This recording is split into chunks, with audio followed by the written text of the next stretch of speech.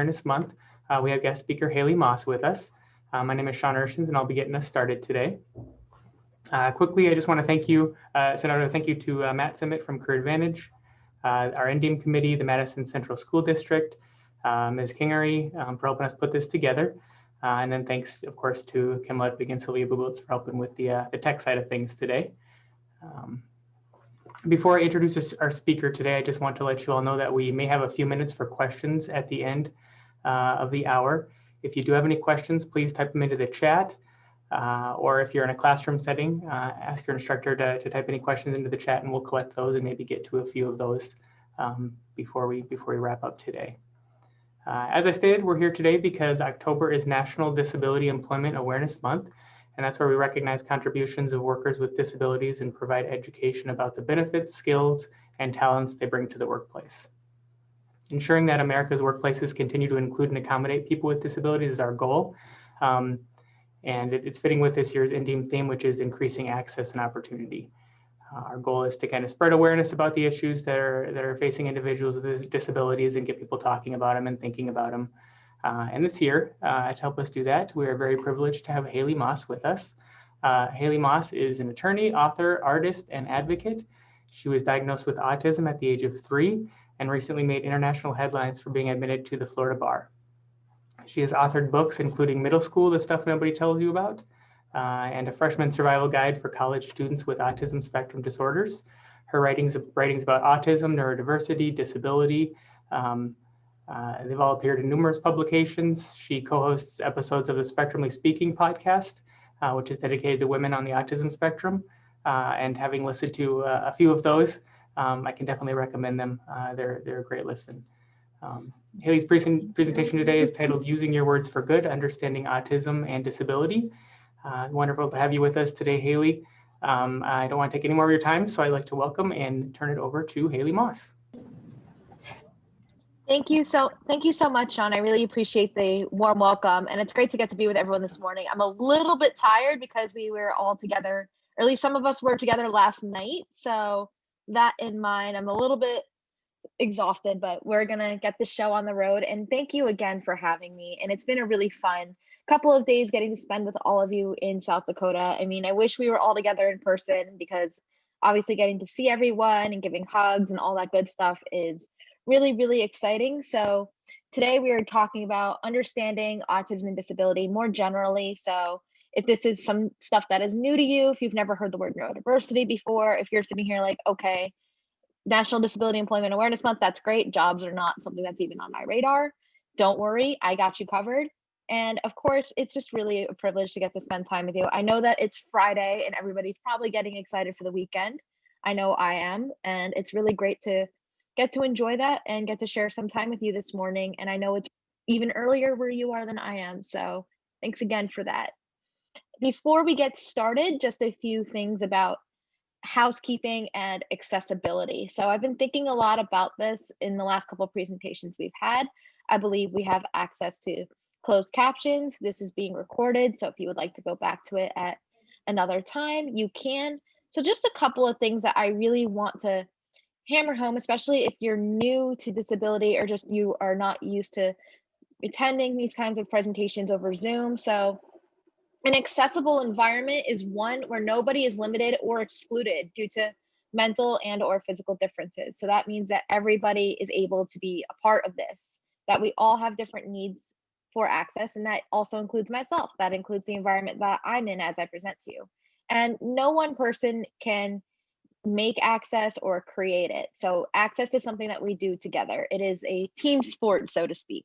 So if there's anything that can make this presentation more accessible to you, please let me know if there's anything that I could do on my end to make that happen. If there's anything that you recommend, if there's anything that I could do, please let me know. This is a no judgment zone. So I always let people know if you need to take a break. We all have Zoom fatigue. I was on a Zoom before this for my job. I was like, yeah, I need a break from this.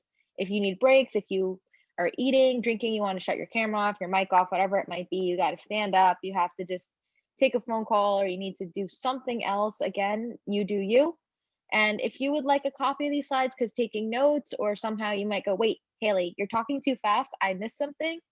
All the images should have alt text as well and should be accessible for screen readers. If you have a visual impairment, I'm happy to provide a PDF. Just you let me know what I can do to make this accessible. So with that in mind, just something to think about with creating access. If you want to also use any of this language going forward, I absolutely would encourage creating access in that matter. I've gotten some of this from a friend of mine who's a PhD candidate, and she talks about having access in her classrooms. So the more that you know, the more that we could do better. And again, let's get this show on the road and have a nice discussion about disability. We're going to talk about autism. We're going to talk about being better allies and inclusion. We have a lot of exciting stuff in store today, and I'm really, really looking forward to sharing with you. So a little bit about me, because Sean did the honors of basically giving the really fancy version of who I am. So this is a picture of my face with the big inclusion sign. It makes me very happy because it was a wonderful day. And I describe myself as someone who's autistic, I'm a lawyer, and I'm passionate about inclusion of people with disabilities. So some of the things that I love, if you want to know a little bit about me outside of this space, I am a huge nerd about social justice, and sometimes that does include a little bit of politics. I love following elections. I love following different social issues and policy. I love video games. I have a Switch. So if any of you are the kind of people who always want someone to play with, there's a good chance that if you want to follow up with me, we could play. I would probably be all about it. I love art. I love good food, friends and family, and I love to travel. I recently got back from vacation a couple days ago. I live in sunny South Florida, so I am always bringing the vacation in warm weather wherever I go. And of course, if you want to say hello at any point or keep this conversation going, or you want to have a more extended conversation, you could visit me online. I'm at Haley Moss Art for those of you who are all over Facebook, Twitter, and Instagram, or you want to just visit me on the web at haleymoss.net. So that's just a little bit about me, because I think sometimes we forget that people who present to us are actual people and not just like what they've done in their job or things like that. So just a little bit of some fun facts. And a really fun fact about me is I have not seen snow for the first time until March when I went to Alaska, and it was very, very cold. So I made it 26 full years without knowing anything about what cold weather actually means.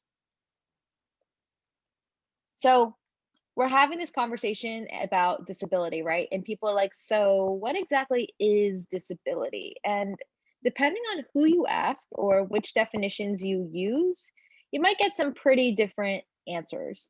So I like to see disability as this huge umbrella term. I like using a lot of umbrellas, I think, as a visual when I talk about different topics. I think it's just interesting because they encompass a lot of different things. So on our left side of the screen, there is a picture of an umbrella with different types of disabilities underneath it. So things like visual disabilities, hearing, learning, autism, physical disabilities, and cognitive and emotional disabilities. So think about all these different things. That's a lot of different conditions. And I wish this umbrella also included things like chronic illnesses. There's a lot of different stuff that falls under here. And when you go by the law, because I'm a lawyer, I like to think about it, is anything that limits one or more major life activities is considered a disability. So things like concentrating or thinking or eating or whatever it might be. And then because I also like theory and I like knowing kind of like, okay, so what do people with disabilities think? And they think one of the most interesting ways that they've described disability is think of that it isn't the condition itself that could be putting someone at a disadvantage, but it's the way that the world around us is designed. So what makes the world inaccessible to somebody? What makes it that we have more barriers in our way than somebody else? Maybe it's the way that even this presentation is formatted. If you're someone who relies really heavily on visuals and you don't have access to captions, or I didn't have any pictures, or there wasn't anything for you to visualize and you just had to hear me talk for an hour, for instance, that might make it far more inaccessible. And it might be that you have a cognitive disability in that case as well. So everyone thinks disability usually just is the handicap parking sign or the image of the wheelchair, but that isn't necessarily true either. Think about this. 25% of people in this country have a disability, and that is about 61 million Americans. You probably know someone with a disability. You might be someone yourself. And something that I always like to remind people is that disability is the only minority group that you can join at any point in your life. So you can become disabled at some point. It doesn't mean that you have to be born with it. So folks who have acquired disabilities think of things like brain injuries or things like dementia, Alzheimer's, cancer, things like that that happen to people as they either get older or some medical complications, that there are so many different ways that you can end up joining this club, or perhaps you'll end up being a caretaker someday. There's so many different ways that you can experience disability or eventually join this club. So that's why when we talk about disability as diversity rather than just something to be upset about, it's really important to know that this is something that can happen to anybody. It's not just that I somehow got hit with some form of luck or lack thereof, that I was just born with something. I just feel like I joined the club earlier than some other folks probably will.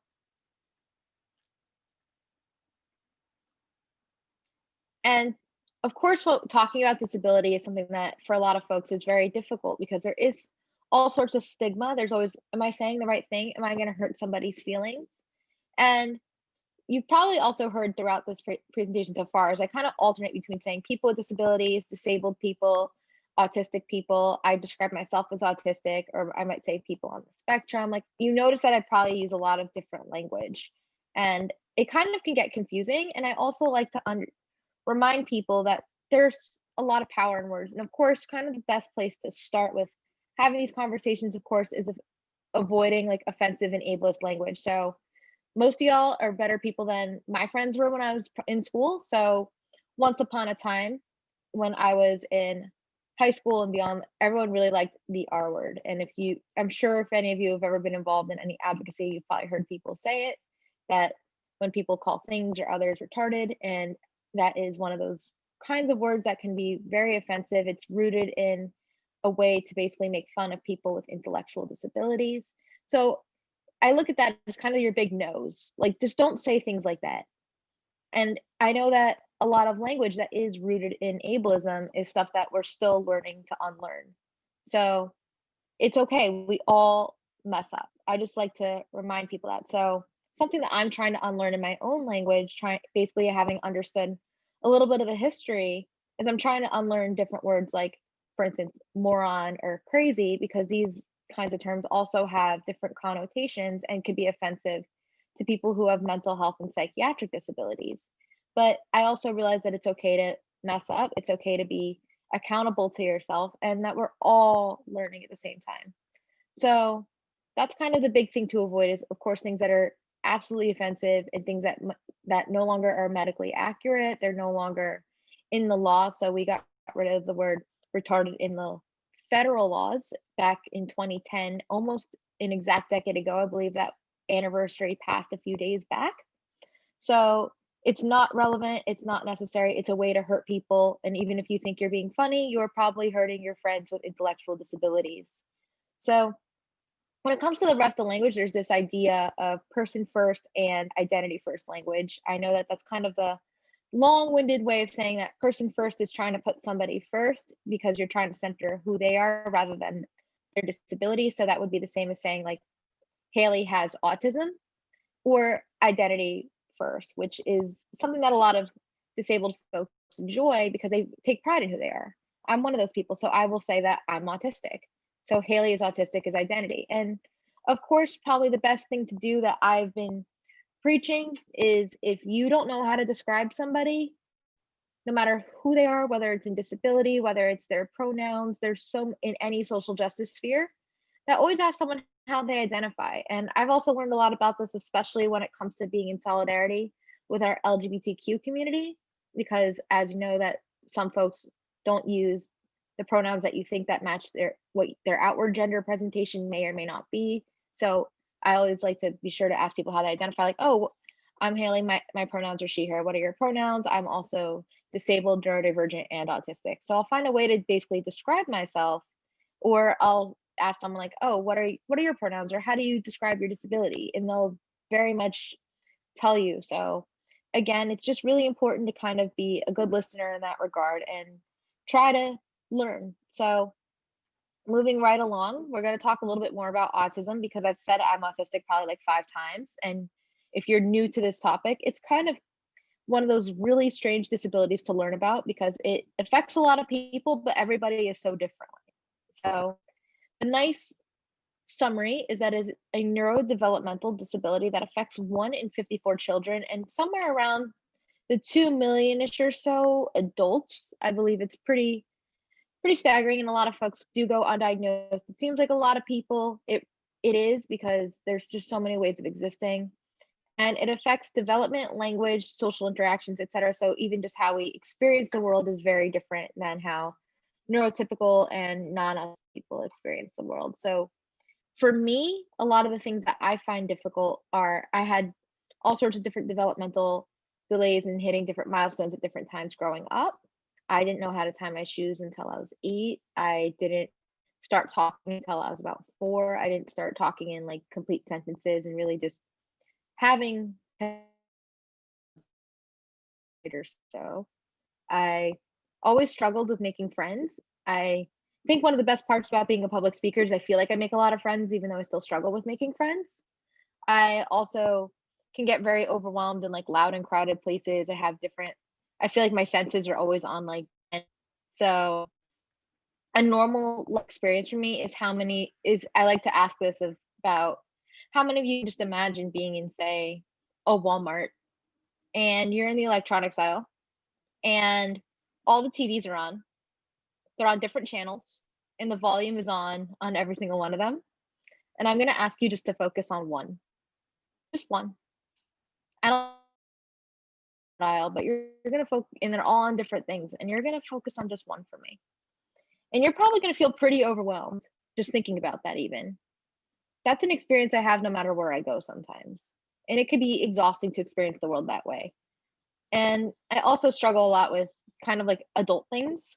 So if y'all are young adults or just young people in general, just, you probably know the struggle is real with, having to like clean your house, do your laundry, all that kinds of stuff.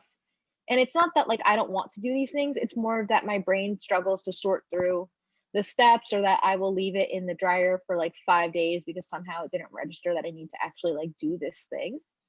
So those are kind of some of the things that affect me, and no two people are the same. So you might see different profiles. You might have folks who aren't necessarily speaking out loud. You might have folks who communicate with like an iPad or using letterboards or pointing or just moving their bodies as their means of communication. So you might see a lot of different things depending on who the person is. And something really worth noting is that autism does occur equally amongst groups of people.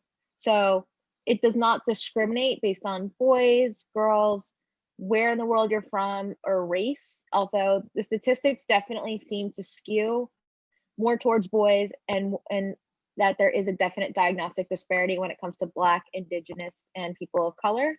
A lot of that, I think, is access as far as economics and also just how we label behavior. So we're more likely to label certain groups of people as being difficult. We're likely to just miss girls because of different coping mechanisms. So, but that doesn't mean that they're not out there or just not diagnosed. So it's really important to understand that just because someone doesn't know that they're autistic doesn't mean that they might not be. And each person, again, has different experiences. I also like to show this picture on the bottom right corner, and that is of Julia from Sesame Street. And you might be thinking, Haley, you're an adult and we're all adults. Why are you showing us Sesame Street? And I wanted to show this picture of Julia because, one, I actually as weird as it is, I think that Sesame Street's actually a really cool teaching tool. I thought when they did and introduced Julia that the way that it explained autism to young folks was really, really meaningful. Is that you got to see this little girl who did struggle communicating, sometimes using alternate ways of communicating and sometimes using like an iPad or something similar, and that all the other kids or Muppets or whatever you may call them were pretty accepting. And it really set this tone that I was like, oh my God, this is what I wish that I had to tell people about me when I was like little, and that they really seem to understand how to include this young girl. So those resources are really great. I'm always happy to link to them at some other time. Most of them are free and online, but I never figured that I'd be saying Sesame Street is a great teacher for people of all ages, but really I got a lot out of it as someone who just watched it critically. And I'm pretty sure that if you just want a very simple overview of things, that you can get that from our friends over there, and thankful for public television in that regard. So we often talk a lot about stigma when it comes to disability and why people either might not share that they are autistic or what people really think when I tell them. So I've heard all sorts of different things. And probably here's some of the biggest like things that I experience whenever I tell people for the first time. And probably one of the biggest ones that I get is you don't look autistic. And every single time I hear this, I kind of want to be very confused and snarky. And I want to be like, what am I supposed to look like then? Am I supposed to have like 3 heads or multiple eyeballs, or like what am I supposed to look like? And that's the thing, we look like people. There's no one look. And then I've heard people just be like, but you're verbal, you can talk. Not, and that's not true, because no autistic people are the same. We all have different ways of communicating, that you can still be someone who needs less support in your daily life and still have different challenges. And that also kind of goes down to, I would never know if you never told me. And I know that's supposed to be a compliment, and it usually does come from a good place. But that basically is a way of telling me that you have put so much effort into appearing to be quote unquote normal. And that's all I see, is that I have done so much work to make somebody else feel comfortable, to make them feel like what I have to go through is palatable, that it's not scary to them. So in a way, it's like, I want you to know. I'm telling you because I want you to understand that there are things that are different, and I can't always keep up the illusion of normal. That there's kind of this idea that goes around, especially for multiply marginalized people on the spectrum. So women and people of color and people who are also other gender minorities and sexual orientations, of passing and masking and things like that. So you kind of will put on your best normal, so to speak, and try to hide traits that make you different, so then you are able to appear more neurotypical, or you take on a persona of sorts. So it's kind of like wearing a mask, kind of like wearing a costume. And then when people say, I would never know if you didn't say anything, it's like, that's all you see, is that brave face that I might have put on at this point in time. I also realize that people will talk down to me after I disclose, especially people professionally and sometimes friends, that we can be having this really deep, interesting, intimate type conversation. And then all of a sudden, you see everything change the minute that I mention that I'm different, that I'll get talked to all of a sudden like I'm a little kid. And it's really frustrating, because it's like, you know what? I went to college, I went to grad school, I'm in my mid 20s at this point in my life, and I'm being talked to like I'm 7. And I also hear it all the time when I do give presentations sometimes, and someone will be like, you know, can you tell us this about your life? Like, really? Can you just ask your mom? And I'm sitting there like, my mom is wonderful, but I can answer this question for you. No, sweetie, we'd really just like to talk to your mom. And I'm sitting there like, my mom's across the country right now, but okay. And it's very kind of strange, because I realize that that's not something that neurotypical people go through, that nobody asks neurotypical adults like at work or something like, oh, can I talk to your mom? So it just seems kind of strange. And it's something that I don't really always know how to deal with either. And also kind of comes down to this idea of proven competence versus presumed competence. So people will, when you are non-disabled, people will automatically think you know what you're doing, that they automatically will trust you a little bit more. They might think that you're a lot more capable, that they seem to just understand what's in, and that your qualifications speak for themselves.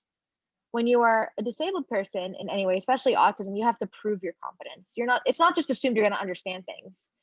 So that also comes down to when you're getting talked down to, or you have to work twice as hard just to be seen, and do twice as much to be seen as equally competent as someone who might not have done those same things. So that's something I noticed a lot in school, is I would have to get very overly involved. I would have to basically be superhuman to be given that same respect and admiration, and just given that same opportunities. I would have to do twice as much, and join all the clubs and do all the internships and do everything very by the book and then some, because being talked to was just kind of, and just being seen as less, is something that I'd have to overcome.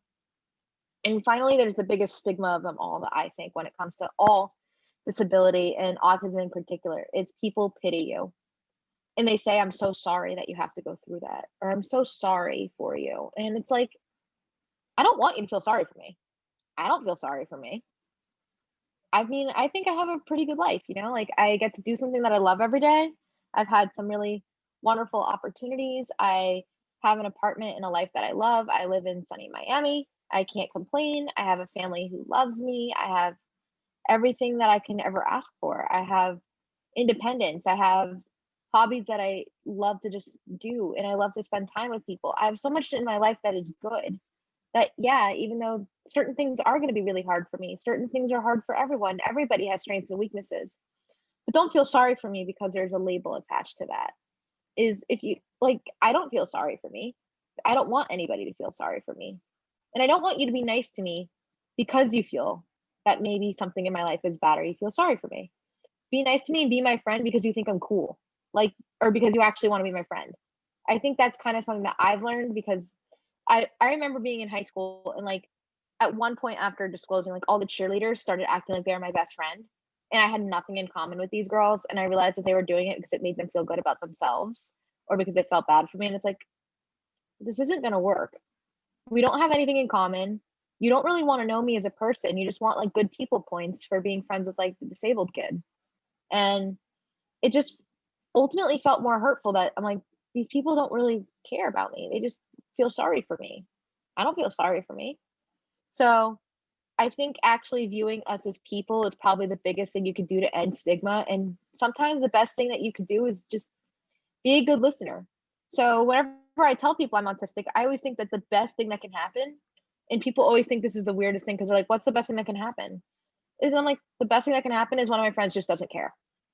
I'm like, what do you mean they don't care? Like, you want them to care, right? I'm like, of course I want them to care and acknowledge it. But when they don't care, it basically tells me that they see me as me no matter what. And this is just a fun fact that they could, you know, just acknowledge somehow without really having to treat me differently or ask too many questions in a way that feels uncomfortable for everybody involved. And so what? We're still going to treat you exactly the same. I think that's the most powerful thing of all when it comes to being an ally and ending stigma. And also, of course, just being unafraid to speak up for others and being able to be an ally however you can. And we'll talk more about allyship later today too. So to help us get past this stigma and into this idea of acceptance, I want to introduce the concept of neurodiversity to all of you today. So if you haven't been with us for the last 2 days in Brookings and Sisseton, you've probably heard this before. If you're new today, don't worry, I got you covered. So neurodiversity is a concept where neurological differences are to be recognized and respected as any other human variation. So people who are neurodivergent or fall under neurodiversity could be people with autism, ADHD, learning disabilities, Tourette syndrome, intellectual disabilities, and also our friends who have mental health disabilities. So this is a really big umbrella of things that basically affect how our brains work. So we all have different kinds of minds. We all have brains that work differently from one another. I kind of used to explain this in a way like different computer operating systems. So like we have Macs, we have PCs, we have Linux, we have all these different things, and there's no one correct way of using a computer. That there's just, we need these different types of operating systems, these different types of brains in order to have diversity in our species, to be able to solve problems, to be creative, to just actually enjoy the beauty of being human. So that's kind of a little bit about neurodiversity, just so you can keep this idea in the back of your head and that we all really do a lot better when we know people who are different than us and work with different kinds of minds, no matter where it is. And that's something beautiful, that we're all, no two brains are the same. So I always like to remind people of this Temple Grandin quote. Temple Grandin, if you aren't familiar, she's a professor of animal science. She is probably one of the most famous autistic people in the world, other than Greta Thunberg, the climate activist. And I always appreciate that she thinks that the world needs different kinds of minds working together. And I just wanted to kind of share that with you, especially following our quick little discussion on neurodiversity. Which brings us to kind of how do we even get to that acceptance and what's in the way of acceptance? And probably the biggest thing, and this also goes back to the stigma that we were talking about, is understanding and recognizing ableism. And some of you have probably heard my spiel on ableism before. If not, then here's a little bit of a primer. So like a lot of other isms that are against marginalized folks, it is a type of discrimination and prejudice. So ableism in particular is prejudice against people with disabilities.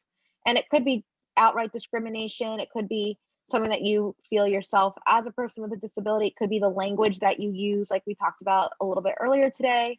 There's a lot of different ways that you can experience ableism, and it's something that you might not always be conscious of. So you might have these biases no matter what. And I think it's important to understand with bias that we all have biases. It's just confronting them and actively working to dismantle them. So like I said with language, and if you catch me doing something that might be incorrect or that might seem like it's ableist, that's okay too, because I'm not perfect either. Again, I'm still working on stopping to say crazy.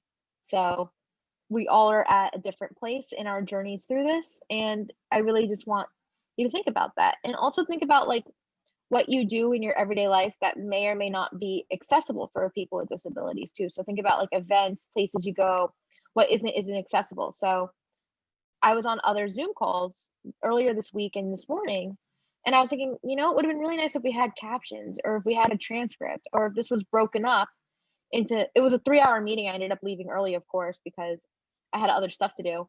And I'm thinking, I would be so overwhelmed after just 3 hours of sitting there with nothing to read, no real input, nothing to really follow along with. Is how can we make that more accessible and have that as kind of the baseline? How can we make sure that if I wanted to get an accommodation for it, that it would be doable? So just there's so many different ways we could think about access, kind of going back to even before we got started with creating access.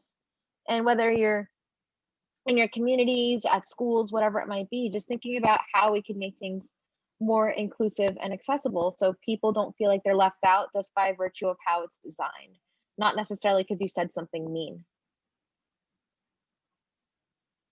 So something that I always think is very interesting is ableism is also a form of bullying. So it could be mean-spirited with name calling or just excluding people because they look different, because they act differently, or it could just be well-intentioned. And whenever I say that it could be well-intentioned, people are like, there's no way that bullying is well-intentioned, right? But here's the thing. People who do well-intentioned actions that are ableist don't realize that they're actually doing something that's harmful to another person. So this is what is known as benevolent ableism. And that is kind of a negative treatment and discrimination and stereotypes that also is disguised as kind and caring. So the first time I really realized this was what was happening to me, because I never thought that I was bullied. I didn't have people call me names. I didn't get pushed on the playground. I didn't have any of that stuff. But the first time I realized that benevolent ableism was kind of the undercurrent in the underbelly of the bullying that I did experience was I was probably about 16 years old. And I was friends with this whole group of girls. And we were all really close in high school and slightly before that. So I've known these girls for maybe like 3 or 4 years. And one of the girls in our group is having a sweet 16 party. And for her sweet 16, the group of our entire friend group, her family, invites them to Disney World, that they're all going to go to Disney World for the weekend to celebrate her sweet 16. And what seems to happen with this entire weekend in Disney World is the entire group gets invited except for me. And I don't understand why, because this girl was one of my closest friends. And I'm very confused about it. Like, why didn't they invite me?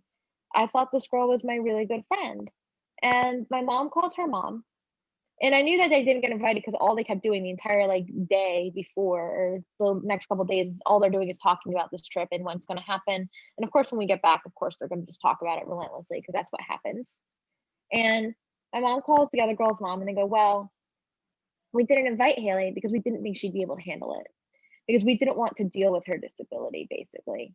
But we thought we were looking out for her by not including, basically, we thought we were looking out for her because we thought it might be too much for her. It's really crowded at this time of year. We don't know what she'll eat because I'm a really picky eater. Like, we don't know what she'll do. Like, they were trying to basically make those decisions for me. And I just remember feeling very hurt because here's the thing.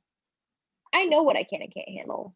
I know that if going to Disney World at that time in my life, that if it would have been too much for me to go with a group of girls and have to share a hotel room with somebody or be that far away from my parents for 2 days, is those are the kinds of decisions that I was being robbed of making. And I was seen as incompetent in making those decisions. And I see that all the time. And honestly, it comes down to a lot of social interactions like that. And it's that we thought we were doing the right thing. Think about like if you were having dinner with your friends and you were going to go, y'all wanted to have pizza, and you have one friend in your group who absolutely hates pizza. Are you just going to not invite that friend because they hate pizza and go, but you know they still want to hang out with you, or you think they might want to hang out with you, but you're going to go, you know, we're not going to invite Haley because she hates pizza, which isn't true, by the way. Pizza is one of my favorite things on the planet. But if we're going to just not invite this person because they don't like pizza, instead of be like, hey, we know you might not want to eat pizza with us, but we'd love it if you joined us. And maybe after we can all get dessert together, or we can or you can eat beforehand, or whatever it might be, but we'd still love to just hang out with you. So that's kind of how you avoid this benevolent ableism trap that seems to happen. And what makes it so hurtful is that people will tell you that they care you and love you and that they really are looking out for you, while also robbing you of independence and excluding you all at the same time. So it's really hurtful because you have these very competing beliefs of, here's someone telling me that they care about me and love me, and at the same time they're hurting me.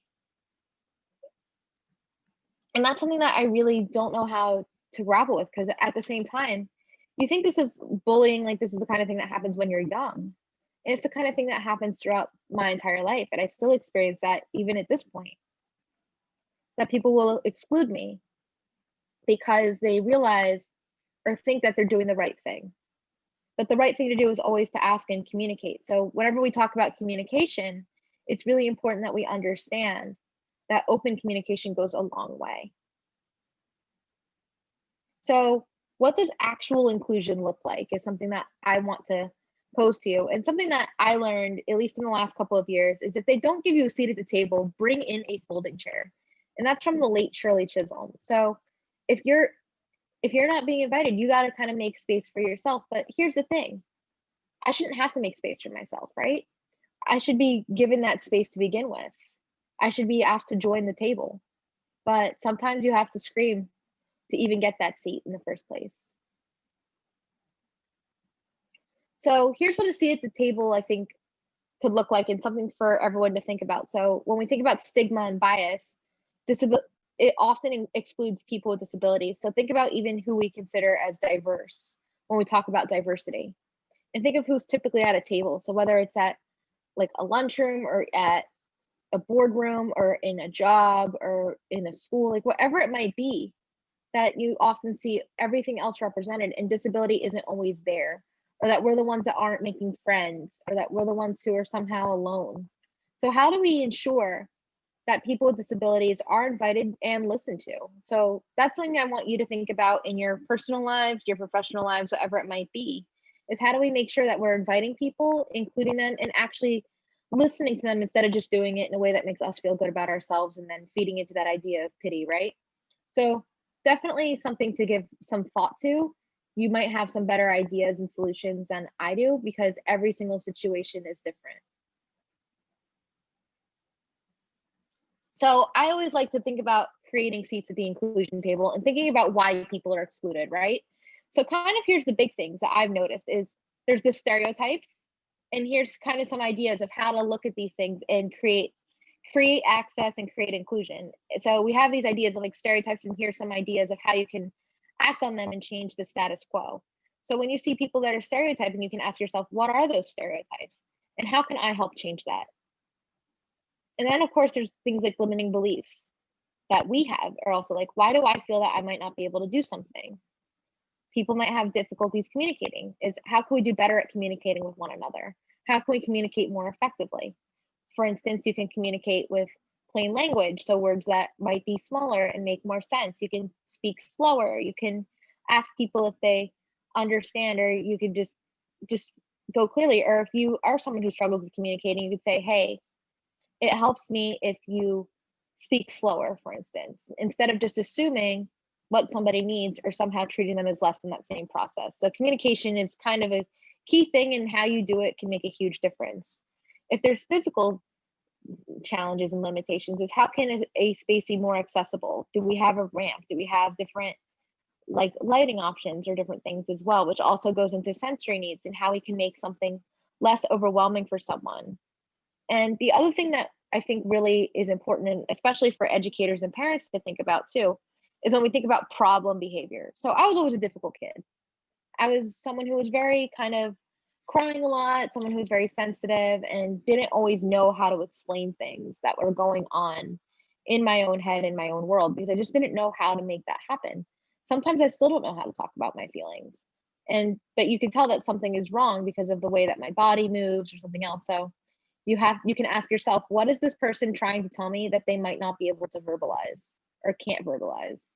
So just changing how we view these things that seem to be in the way and that might be rooted in ableism or just not knowing better, challenging how we think can help us create seats for inclusion and actually make sure that these things happen and that we are better at interacting with the people around us who might have disabilities.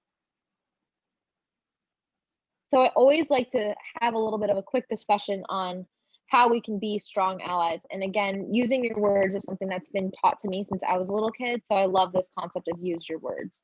Because if you don't ask for something in some way, shape, or form, you might not receive it. So kind of the biggest thing, of course, is to treat us with respect and dignity. I mean, we're all people. Especially those of us who are adults with disabilities and intellectual disabilities in particular, we're adults. We can talk about adult things. We have the ability to understand. It's just how you might be able to phrase that messaging that might make a difference as well. And show interest in the things that interest us. Like if you've ever gotten to make a new friend or know someone, just knowing about like what they care about can go a long way. I love when people want to talk to me about the things that I find interesting. It makes me feel really excited to get to share with them and also just indulge in something too. And of course, just asking questions. So I'm one of those people that's really bad at asking other people questions, but if people ask me questions, I will talk about it all the time. And of course, don't just ask questions about disability. So this is kind of my pet peeve in life is sometimes every once in a while I do like an ask me anything on Instagram because I'm just usually like, I want to get to know people and I like to connect with people. And every question that I get turns out to be something very, very personal about my disability. And I'm like, I'm not disability Google. Everything about me is not my autism. I'm actually a real life human being.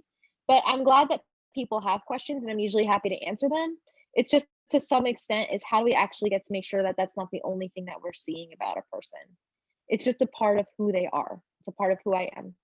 And of course, when someone chooses to tell you they have a disability, whether it's at work because they're your friend, because they might be dating you, whatever it might be, it's up to you that you could be a good listener. Try not to be judgmental, and you can ask questions and just show that you care, but don't treat them differently at the same time. So I really, really value that because it just matters when someone listens. Because when you are telling someone that you are disabled, oftentimes you're telling them the most vulnerable thing about yourself, and you expect nothing in return other than you pray that there's no judgment. If you're telling them something that you know can make someone see you as less, that they could see you as incompetent, that you know that there's something different. So having to kind of keep that in mind when someone is telling you this, you can just even say, if you don't know, thank you. Thank you. If you don't know what to say and someone is telling you something that seems that vulnerable, you can just say, thank you for sharing with me, or ask how you can be supportive. Just showing that you care and that you are listening can go a really, really long way. It's also important to communicate clearly if you can. So communication is something, and I often misinterpret what people say. So if you're able to communicate clearly and effectively, that goes really far. Say what you mean and mean what you say. I'm not very good at reading between the lines. If you were smiling when you're angry at me, I'm going to assume that you're happy. I also think when you do see injustice or bullying as well, so whether you see flat out ableism, you see people being excluded because of disability, or you see something that just doesn't sit right with you, it really means a lot if you speak up and you make yourself an ally.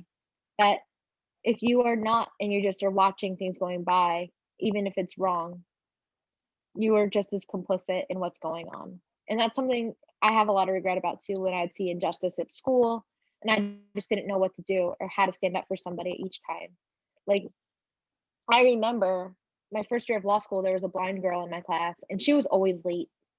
And everyone just always made fun of her for being late. And I wish that I had had the thought at the time, not, I didn't say anything, but I wish I had had the thought to say, hey, maybe she just needs help navigating to class. Maybe it's just hard for her to get here. Maybe it's just that there's so much extra stuff in her way that we can somehow make it easier or help her rather than just be making fun of her for always being late. And of course, that kind of always circles back to the main thing that you could do is be kind. So it doesn't cost you anything. It's not very difficult. That I always say that I would rather you be kind than be smart, even though I think that hopefully today you have learned something so far about allyship, about disability in general, and just that there are ways that we can all do better. So allyship is something that we kind of grow throughout our lives in. I know that even based on my experiences, I will never know what it is like to have other different disabilities. So I have to be a disability ally too. I have no idea what it is like to have a physical disability. I'm not blind, I'm not deaf, I don't have any of those other impairments that I don't necessarily know what it is like to live the world with that. The only thing that we have in common is that shared experience of being marginalized on the basis of disability. Just we don't experience it in the exact same way. So just how we do those things really can make a difference. And just, of course, be kind and know that we can keep growing in our version of allyship. That makes me really excited. So we get to keep moving forward in these conversations, that we do get to keep learning from each other, that we do get to hopefully make some new friends. And I hope that if you do have disabled folks in your life that you might not have interacted with because you are afraid or because you just don't know, I hope that you feel a little bit less nervous, that I challenge you to just treat everybody like people, to maybe make a new friend, and you're going to be quite surprised that you learned something, that you have a lot more in common than you think. And I think that's something that I learned even from the neurotypicals in my life too, is sometimes I think like, oh my God, they don't understand, they're not like me, like a cultural thing. And then I realize I have more in common with them too. So it's kind of a flip side thing, is not all of my friends are other people with disabilities. And I also learn a lot from the non-disabled people in my life, just like you probably might be learning a lot from the disabled people in your life. So just kind of a interesting thing to think about. And I look forward to continuing this conversation. I purposely wanted to save a little bit of time to have a conversation about allyship and answer questions about disability more broadly, because I know that for some people this is very new. I know that it could be kind of something to think about and a lot to digest. So I'm happy to stick around, end a little bit earlier, to spend time answering questions and getting to have an open dialogue with you all. So thank you for indulging me this morning. It really means a lot, and happy Friday. Thank you. Thank you so much, Haley. Really appreciate you coming here and sharing your perspective. Just extremely valuable. Like you said, we do have a few minutes for questions, so I appreciate you allowing some time here at the end. If anybody has a question, if you want to type it into the chat, you can absolutely do that. Or if you are feeling so bold, we have a number of people in this room, but if you're feeling bold and want to ask your question by unmuting yourself, you're more than welcome to do that as well. So I'll give a couple minutes to type some questions into the chat. Absolutely. Or if you were feeling shy and would rather send questions in a different format, that's always okay too. If you'd rather send them to me personally, if you'd rather email your questions, if you don't feel comfortable sharing with the group as well, that's totally okay. Again, access is one of those things we create together.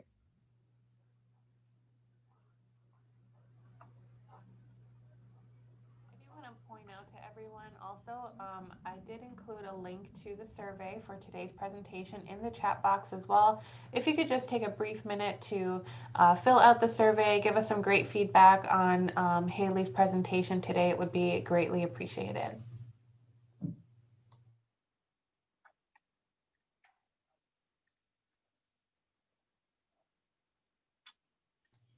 Haley, we do have one question in the chat.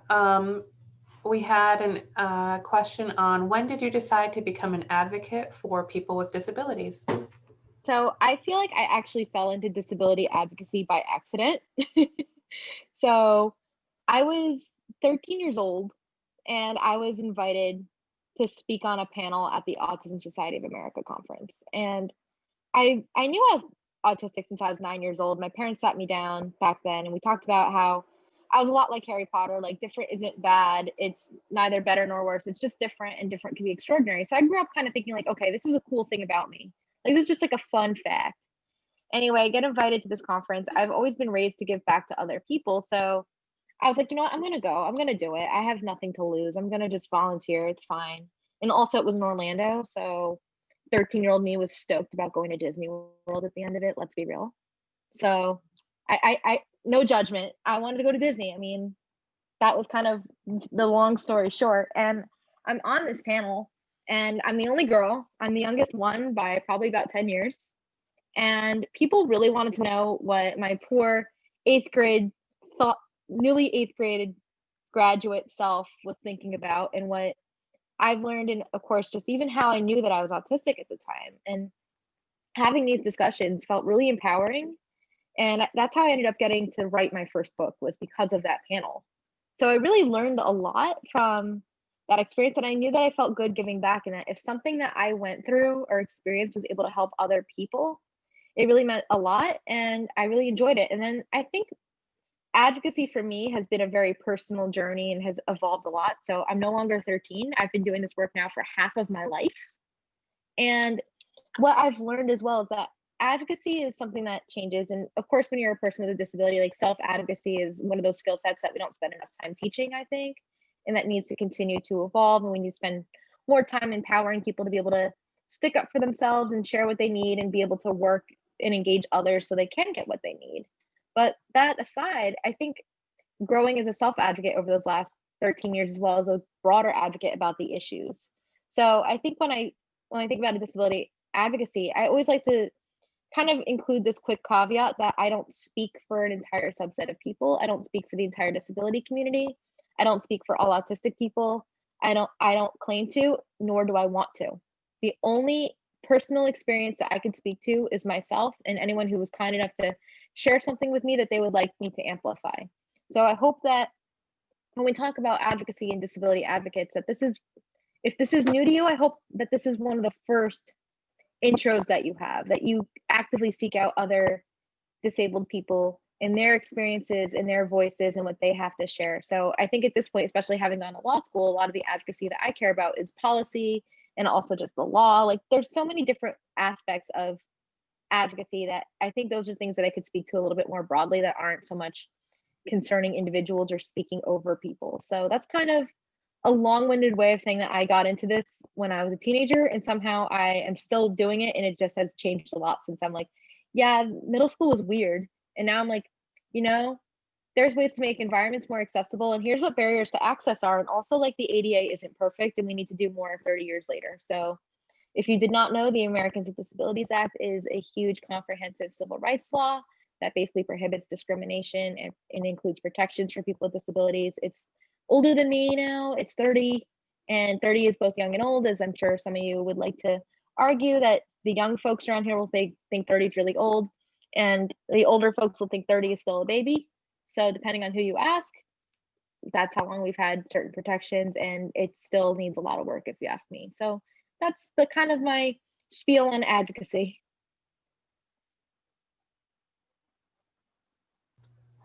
Thank you, Haley. Let me just pull up the chat again here. I lost it on my screen.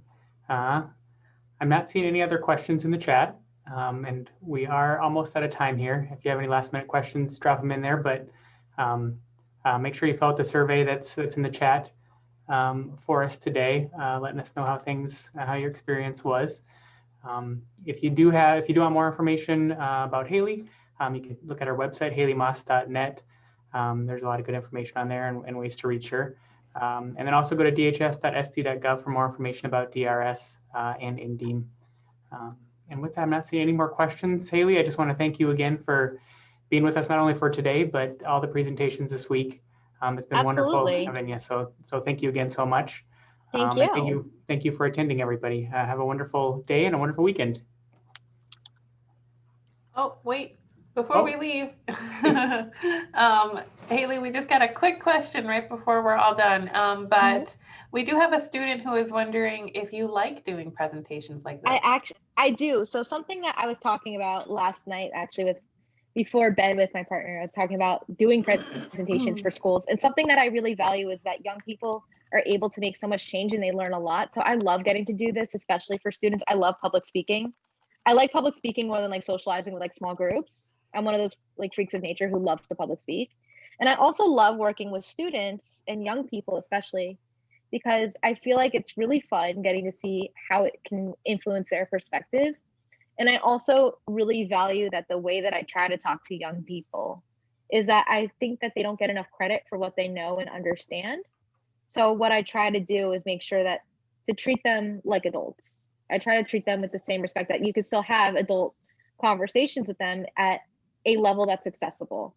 So I've done a lot of college lectures throughout my career so far. Like I love to get to talk to college students too. And I tell my high schoolers and middle schoolers, especially my high schoolers, that I'm not going to treat you differently than I treat my college kids. That y'all are equally as smart, you're equally as confident, you definitely deserve that respect. All I'm asking is, govern yourselves accordingly, don't be completely inappropriate, basically. And I'm going to give you the same respect as my college kids because you deserve that. You're not lesser of people. So I think that's something that young folks and students don't get a lot of, if they're so used to being talked down to, and being able to somehow view them as equals and treat them as equals is something that I really value. So that's why I particularly love talking to students.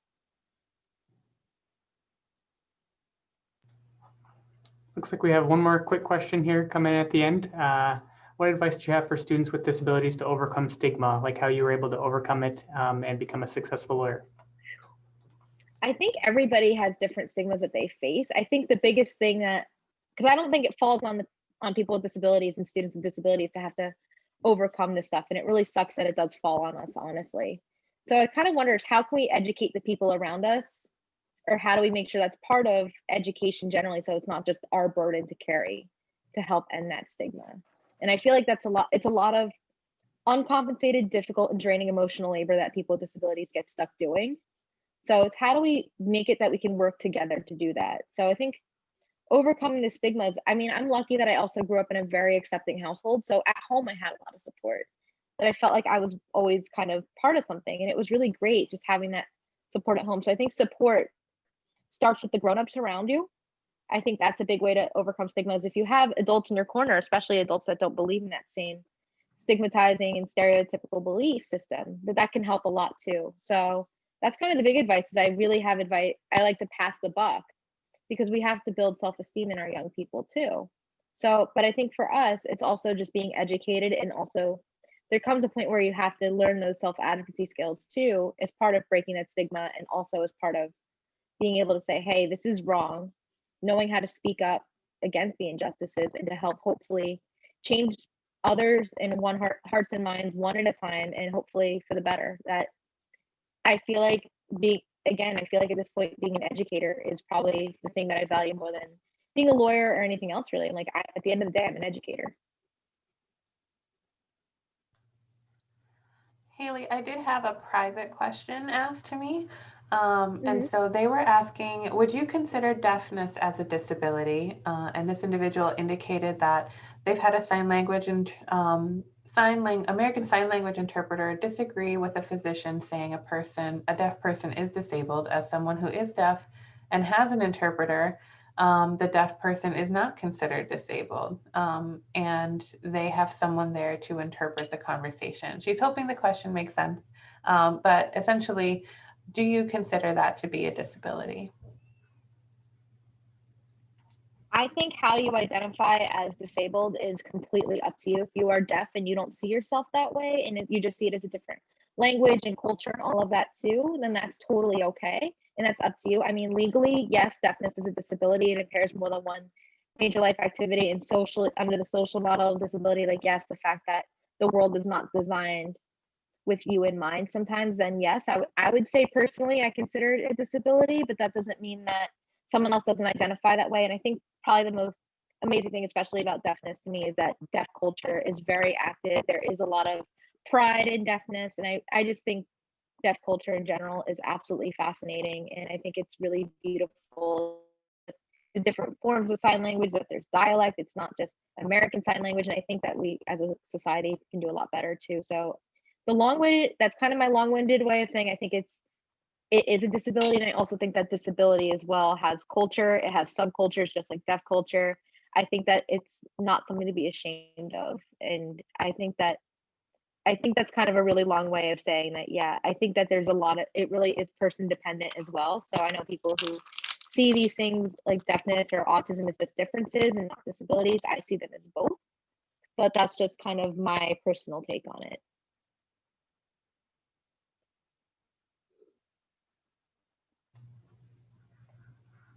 All right, thank you, Haley. I'm not seeing any other questions at this time. Sean or Kim, have you received any additional questions on your end? Nope, no other questions here. All right.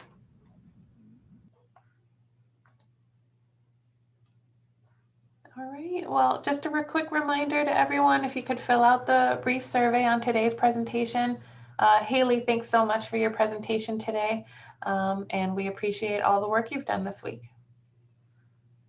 Thank you so much. I really had a great week working with everyone, and I'm really excited that these presentations will be available to whoever is interested as well, so then we can all learn together. Thanks, Haley. Thank you. Thanks, everybody.